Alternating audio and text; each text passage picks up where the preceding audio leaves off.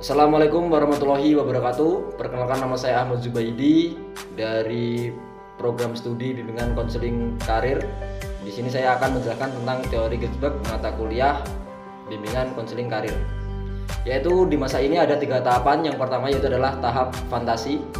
Masa ini berlangsung pada individu dari masa anak-anak sampai kira-kira 10 sampai dengan 11 tahun.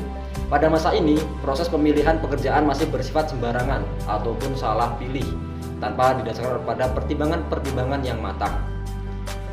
Pilihan pekerjaan pada masa ini hanya didasari oleh atas kesan yang dapat melahirkan kesenangan semata dan diperolehnya dari mengenai orang-orang yang bekerja ataupun lingkungan kerjanya. Yang kedua yaitu adalah masa tentatif. Masa ini berlangsung pada usia lebih kurang 11 tahun sampai dengan 11 tahun, 17 tahun.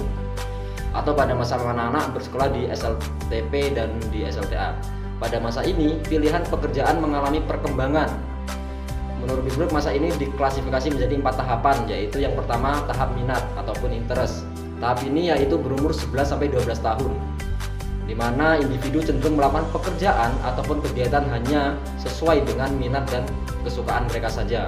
Pertimbangan karir pun juga didasari atas kesenangan, ketertarikan ataupun minat individu terhadap objek karir dengan tanpa mempertimbangkan banyak faktor. Yang kedua adalah tahap kapasitas ataupun capacity di usia 13 sampai 14 tahun, yaitu masa di mana individu mulai melakukan pekerjaan ataupun kegiatan didasarkan oleh kemampuan yang dimilikinya sesuai dengan aspirasi tentang pekerjaan.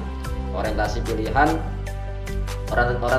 pekerjaan juga pada masa ini berbentuk upaya mencontohkan kemampuan yang dimiliki dengan minat dan kesukaannya. Yang selanjutnya itu adalah di usia 15 sampai 16 tahun, tahap nilai ataupun value, yaitu tahap di mana individu mulai menyadari bahwa terdapat suatu kandungan nilai-nilai tertentu dari suatu pekerjaan. Nah, baik kandungan nilai yang bersifat pribadi maupun jenis pekerjaan. Serangkaian nilai yang bersifat kemasyarakatan. Kesadaran akan serangkaian kandungan nilai ini pula yang membuat individu dapat menjadikan suatu pekerjaan dengan pekerjaan lainnya.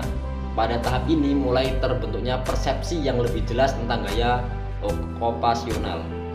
Yaitu yang selanjutnya tahap transisi di usia 16 sampai 17 tahun, yaitu keadaan di mana individu mulai memadukan orientasi-orientasi pilihan yang dimiliki sebelumnya.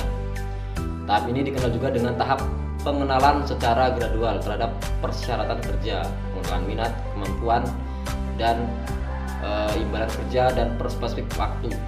Yang terakhir yaitu adalah tahapan realistik, yang dimana di tahapan ini ada 3 bagian atau 3 tahapan. Yang pertama adalah eksplorasi, yaitu adalah seseorang mulai menimbang 2 sampai 3 pilihan.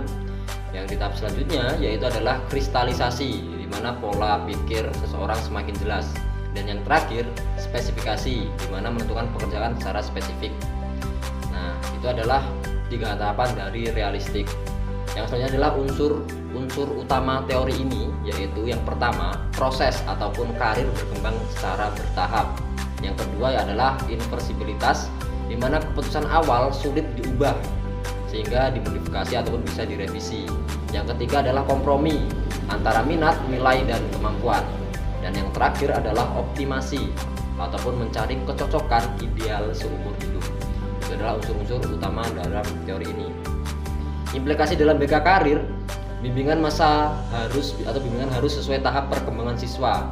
Guru BK perlu mengenali minat, nilai, dan kemampuan siswa sehingga memberikan informasi karir, fasilitas, eksplorasi karir sejak dini, mendorong pemahaman diri dan pengambilan keputusan secara rasional. Itu adalah penjelasan dari teori Ginsberg. Saya akhiri, wallahul muwaffiq ila aqwamit thoriq. Terima kasih. Wassalamualaikum warahmatullahi wabarakatuh.